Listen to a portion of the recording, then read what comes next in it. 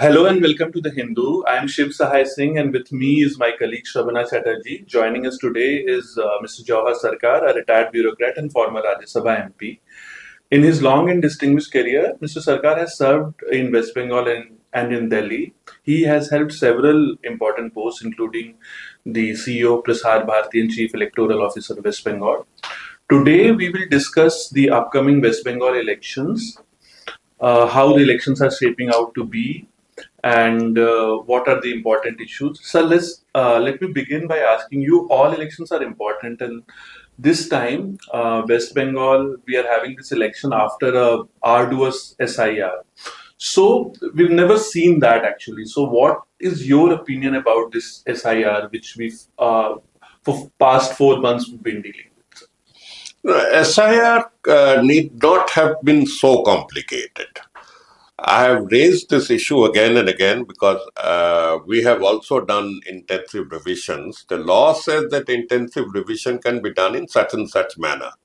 There is no provision in the law for a large-scale special intensive revision. So it's something worked out by the Election Commission in the last few months and complicated. Complicated because it moves away from the very root of the act. Every act has certain dominating sentences, phrases, Right. intent.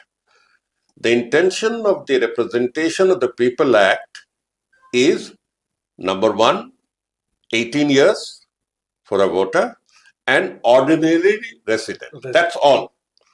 Now, to bring in things like citizenship and others have complicated the issue. Yeah. I'm not saying that citizenship is not required, but that is a separate exercise. Yeah. By combining the two exercises, what this SIR has done is to have plagued the entire state and around 7.5 crore voters and made them stand up and be subjected to several complications and humiliations. Yeah. Right. So that has caused an antagonism against SIR across the state. Right. And just to add to this thing, now we still have this 60 lakh electors whose fate we don't know, it is hanging in balance. And do you think that before 22nd of April, we have elections from 23rd, all these 60 lakh so-called under adjudication electors, their fate, the judicial officers would be able to complete the whole exercise? See, what the law says, I'll tell you, because the Supreme Court is issuing orders beyond the law in exercise of its powers under Article 32. Unless it does so, the law makes it very clear that on the last day of nomination, you have to have the roll frozen. Okay. In order to do that, you have to give 10 days for claims and objections. Right. So you go back by 10 days. So we have two critical dates. For the first phase of 152 phase 1, 27th of March is the last date. Okay. 5 days away. Yeah. Practically 6 days away. Okay.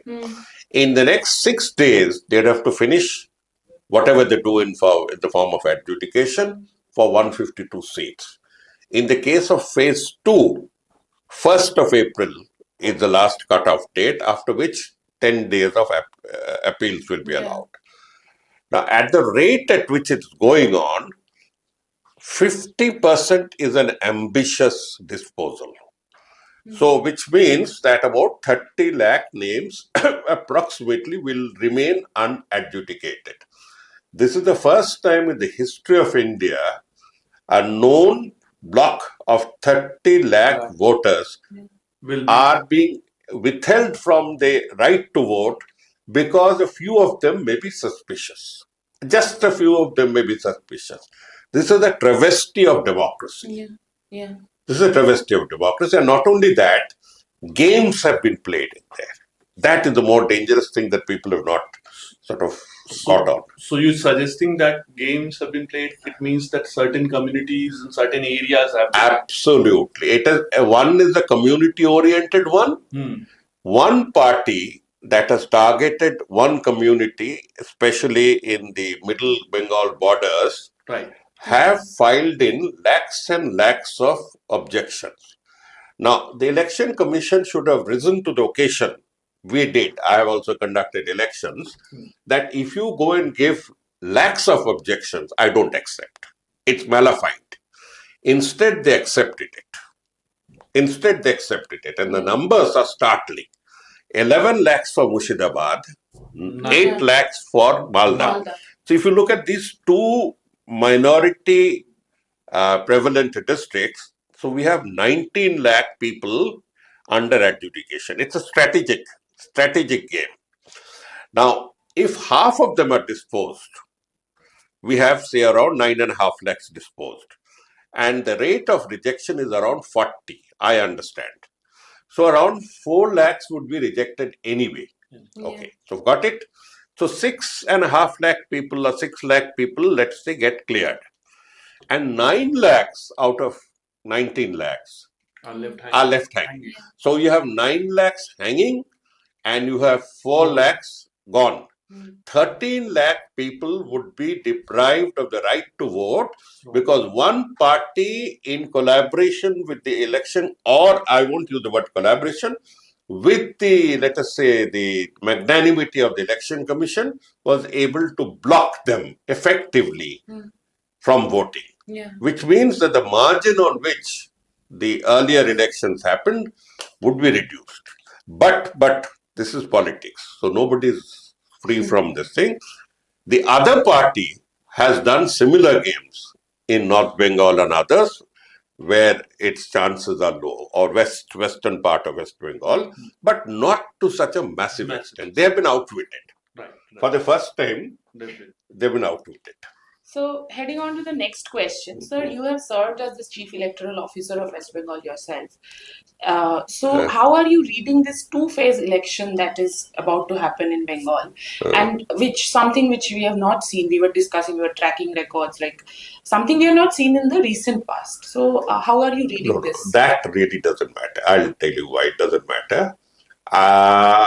I had two parliament elections. One was a single phase election. The other was, I think, 2 phases or 3 phases. That's years ago. Over the next 15, 20 years, we have had 1 phase elections, 2 phase elections, and 3 phase elections. Yeah. This 8 phase thing is a post 2014 thing. The 8 phase thing, as I could make out from my thing, was to have clumps of districts available for campaigning from people who come from Delhi or other states. Yeah. So they have a clump of district that will go for this election, phase 5. So just before phase 5, somebody can fly in, have a helicopter thing and all that. It was a stratagem made by user-friendly chief electoral officers, chief election commissioners. This is not the first user-friendly one. They have had, so these 8 phases are primarily for that, number one. Number 2, movement of police personnel. Yeah. Movement of police personnel is normally one from phase 1 to phase 3, from phase 2 to phase 4, it goes on that way. It's very troublesome. Moving people is very troublesome. So what you can do is, if you increase the numbers a bit, especially people from the central armed police or other state police, you can theoretically make up. But then there's a catch to it. The catch is, you can bring people from Tamil Nadu. They won't understand a damn of the territory or what to do. They just know they have a gun. They know if somebody throws a bomb, they have to fire back. Other than that, they won't know. Tragically, this is not analyzed well. Bengal has one of the lowest police to manpower ratio, because its employment has been capped. And the earlier part of Bengal's thinking during the left stage was the lesser the police, the better, that sort of thing.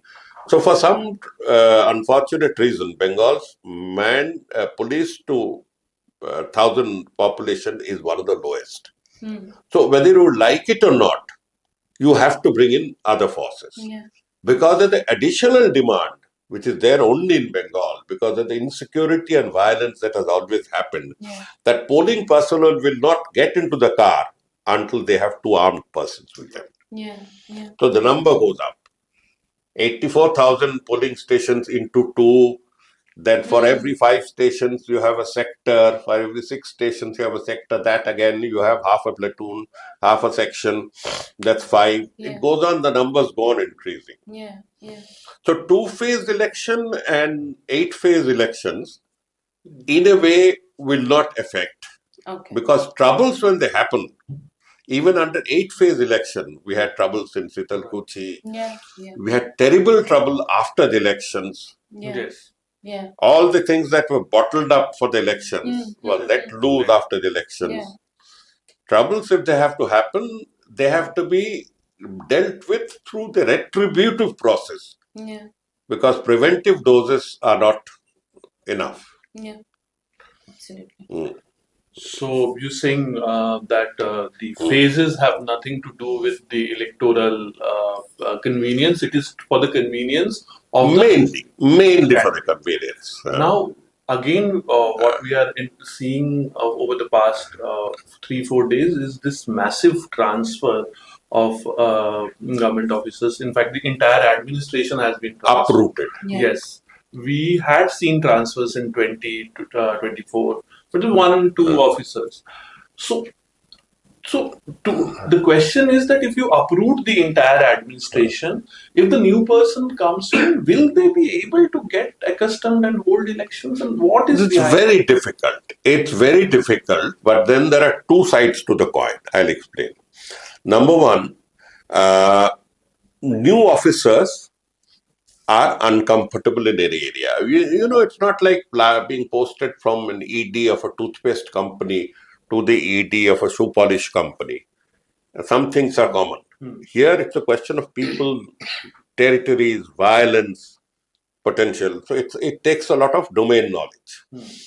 Now, the Election Commission has the power to transfer, and the Election Commission has transferred people for many years. It's a session, post-session thing. I've done it also, but not in bucket loads. Not in bucket loads, number one.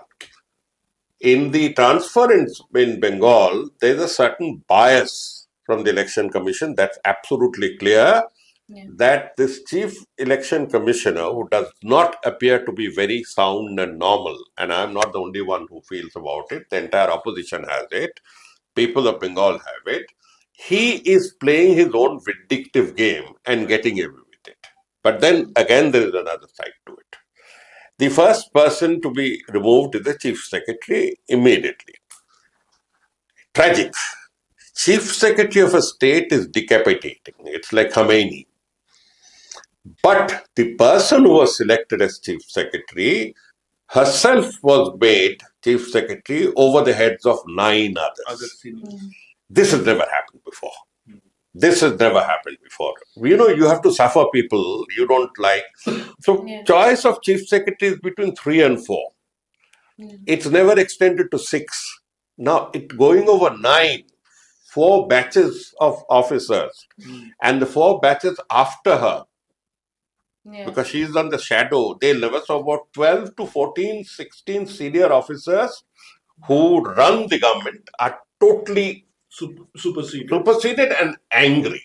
You can't run a command system. You can't have a cricket team when 9 out of 11 players are disgruntled.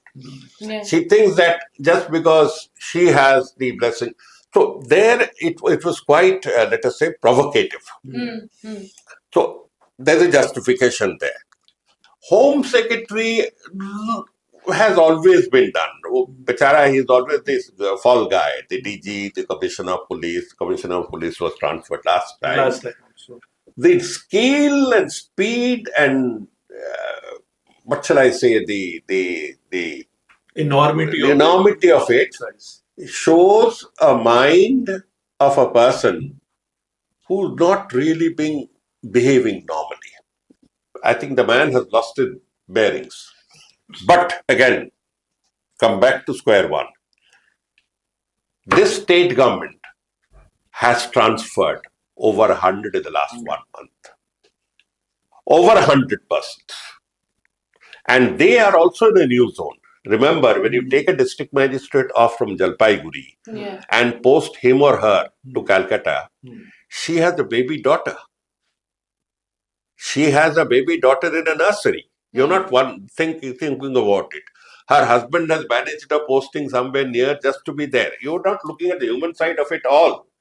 You just transferred. If you have done it, and now the election commission is doing it, so both of you appear to be on a vindictive game in which the officers suffer. Then that very provocative statement made of just a phrase saying that officers may be allowing guns and drugs and things like that. I protested against it. Don't use such words. A person coming from Tamil Nadu is leaving his... I have done it. I've done central observer duty 4 times from wherever on earth. So we have to do it. Leaving your son's birthday, you go. So, and it's not a pleasant duty. Then to make it more pleasant for the unpleasant for the outsider by attributing motives. Unless you can prove that a central observer is playing dirty, unless you can prove it, you shouldn't make such blanket statements. Accusations, right. So the next question from there, like you said, there have been accusations, like you have protested against that officers might be compromised or whatever. So from there, we have constantly, repeatedly heard this phrase that fair and free elections. Our chief election commissioner also has said this multiple times. So what do you think is a free and fair election, and has West Bengal seen one like that?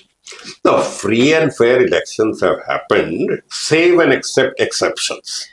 In the sense that the elections we had in my time, only 3 people died. So that's tragic way of putting only 3 people. But that's very little compared to West Bengal. Because the average rate of political violence during the period was very high. The elections thereafter also have been conducted with just about 4 or 5 or 6 persons caught in violence and all that, which is tragic. But Bengal has this bomb and gun culture. Bomb and gun culture. History, partly for the making up of a non-martial race. I mean, I'll put it that way. Partly because a non-martial race doesn't take it out with lathis and muscles, but takes it out with this sort of thing. So the general population or the general voter need not worry. I'll say that they need not worry. Out of 84,000 or whatever polling stations, hardly 10 or 12 will be under tension. 10, 15. Unless both sides decide to carry this dirty war till the last day. Till the booth. Or not only both sides. There's also a political party which has all a lot of muscle men also. So 3 sides: the election commission, that political party, and this political party. Unless they decide that they're going to go in for violence, with the largest amount of central armed police still there, that's a real tragedy. Real. But I don't think that will work. Sir. People do come and vote up to 60% by 2 p.m. Bengal is used to. In fact, if there are not a few sounds, they feel that pataka nahi, kya ho raha hai yaar? That anger is there. That anger. So you spoke on joblessness. So any government which comes to power, we will, after May 5th, we will have a new government. They have a very difficult task at hand to, what should be their priorities, sir? As a citizen, as a commentator, what should be their jobs are one issues. Also, the communal fabric is also getting charged up. So there will, how do you see what will be the priorities of somebody who comes to power? Whoever comes to power has to understand that the federal equation is tilted. Okay? I have worked all my life with 2 hostile governments. Unfortunately or fortunately for me, my service career as a secretary post, what they call in the secretariat post, was for 30 years. 31. 15, 16. 50, 50. So I stand up. See, government of India is not a beast. You have to understand. It gets the finest of officers, by the way. It's not a beast. Don't treat the government of India as a beast because somebody who runs it, you feel is a beast.